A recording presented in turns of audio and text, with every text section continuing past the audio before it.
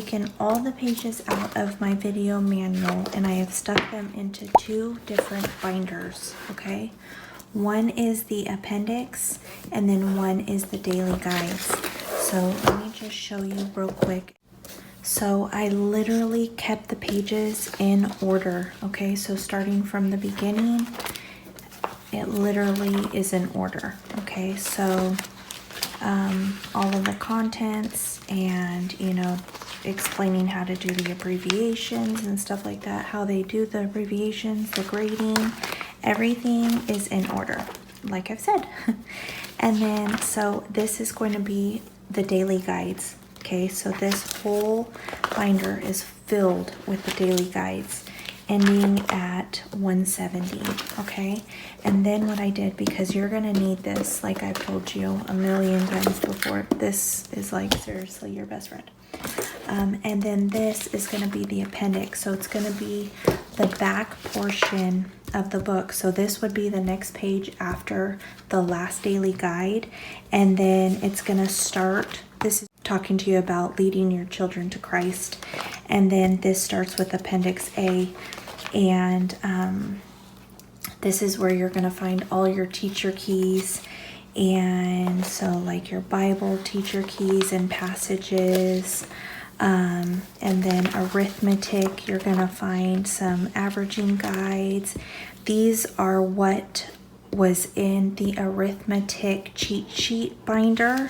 This is just for you to refer to. And then you have all of your reading tests, the lessons here, the questions, things like that. Here's your quizzes. I've already walked you through this. So everything else is in this binder, including your report card and progress reports, okay, that you're gonna have to either mail in or you just keep it for your own records, depending on if you are accredited or non-accredited. So that is what I have done with the grade 6 video manual. All right, you guys, so what I'm planning tonight is this is going to be the cheat sheet binders for the 6th grade curriculum. So what my sister and I typically do for my niece and her daughter who's going into 6th grade is in 5th grade we set up a little cheat sheet binder. Some of it has already been taken off. You can tell she used it quite a bit. It came in handy by just looking at her binder. But we had all of just these little cheat sheets, the handbook that came in her arithmetic book last year. It continues through. So what we did was we laminated it and we put it into this binder. Also, she had these arithmetic facts sheets. And I believe that these also came in the 1st grade and the 2nd grade book. Obviously, they were different, but they always have some cheat sheets that they've learned in the previous years just in case they have to look back, which I think is pretty cool. And then we put graph paper in here. Okay, so what I'm going to do is I'm going to leave her old numbers counting by 10s and 5s. I mean, obviously she knows how to do that, but I'm just going to leave it in there. If she wants to take it out, she can. I am going to remove these pages from last year, and I am going to laminate the new set here and put it in place of this, okay? So also they give you the supplementary exercises. So these they can do if they just want to kind of do some review or if they're having trouble catching up to what they've already started to learn, or if they had trouble before. See, it gets a little harder and in depth. So these I'm also going to put in this binder. Now I am probably just going to put them in like this. I will punch holes in them and I will put them in without laminating them. She will probably use these, do the problems on another sheet of paper because that's what they have them do in arithmetic anyways. They never really write on the same page. I was going to put this in here just in case she needed it. And then this is going to be the homework. So what I had done last year was I cut it for each lesson. So this is lesson 6, 8. Now, they do not write the answers on here. See, problems are done on notebook paper. So they are not going to use these. So what I did, the reason I cut them was just so that they stayed separate, and I put them on a ring like this, and she just kept it in her cart as well. So that is what I'm doing with her arithmetic. And then with this plain white binder, I was going to do some penmanship. So I'm going to put this in here for her. She can fill it out if she wants to with her name. It just has this cute little letter to her. And then in her, sorry, let me change hands here. In her penmanship book, came from the language booklet, actually, it says right here. That's why I put that on here. It's a little student writer's handbook. So it kind of has some tips on what she needs to do. It has this little checklist, writing process.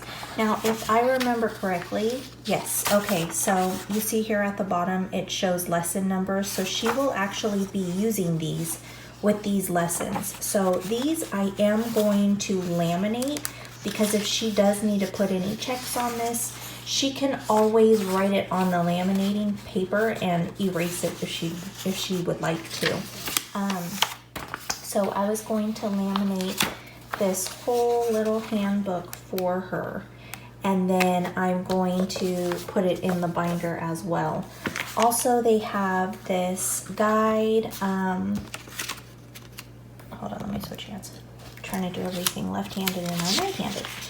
So this is the penmanship skills. So it's just the guide to the letters and the slant sheet just in case she needs it, which I'm pretty sure she won't. But I'm just going to put it in there anyways. So if I remember correctly, this was additional work. So you can choose when you want your child to do this work. This is just extra creative writing. I think it would be wonderful if, you did have them do some of this. I think it'll help them along the way with having creative writing, giving them tips and just different things. Like, let's see here. So it talks about, helps for writers. It shows writing types and techniques. Observing details. Things found in the house. They could walk around the house and see things that they never really paid attention to. Sensing details. How do morning sounds differ from evening sounds? So this I am going to put in the binder. So I am actually going to put these inside of these protectant sheets. That way, if there is sheets that she's going to write on, she can just take them out and write on them. So this is all going into this white binder. And then I also have this penmanship tests. So what I'm going to do is I am going to separate these as well, and I'm going to laminate them and stick them on a ring as well. Okay, these you can just pick up from the dollar store. And then this here is the front portion of the book is actually the reader. So I'm going to rip this out just because this book I left kind of, look at that, it's all messed up. So I'm just going to take this apart, punch holes through here, and then I'm going to turn it into its own little book on the rings. And that is it, guys. So if you want to stick around and see what I do.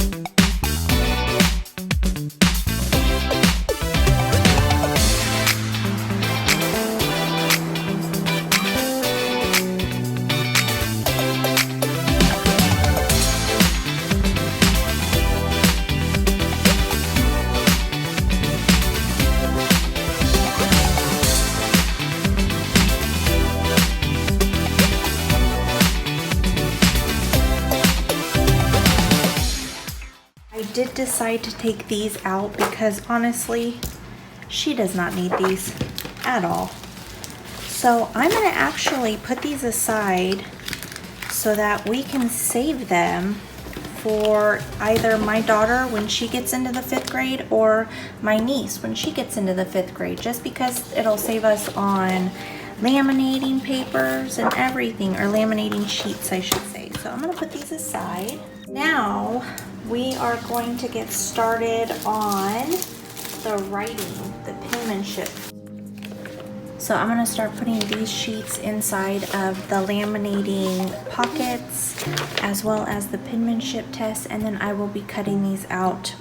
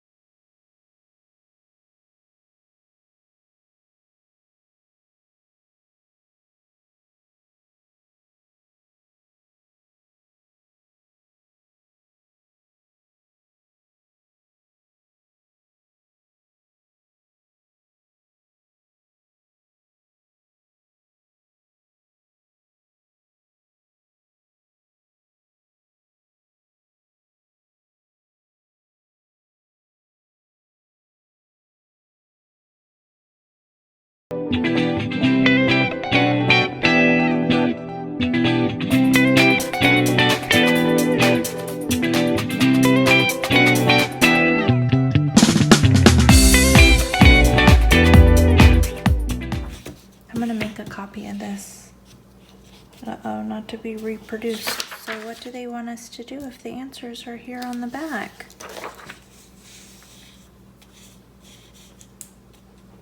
I don't understand.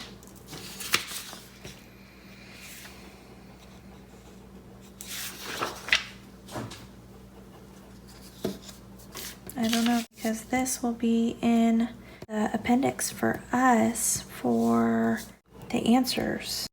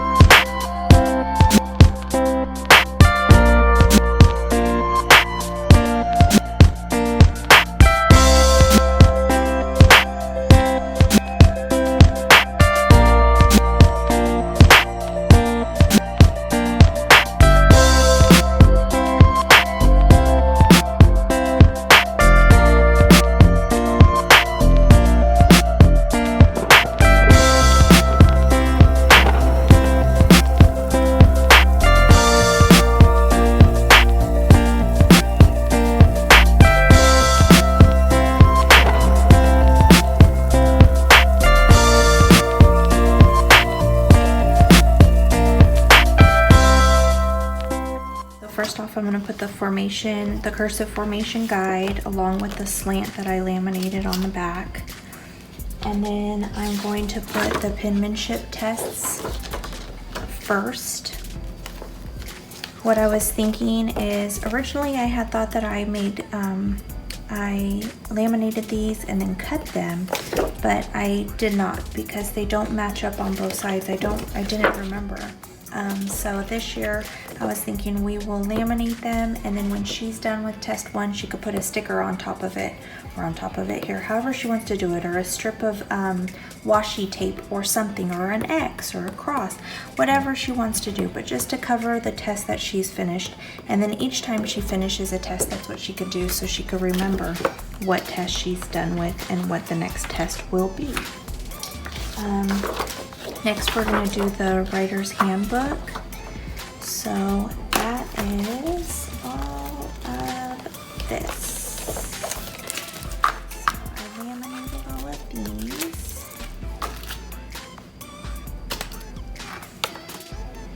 Now do I haven't done a label for that yet, so we will do creative writing.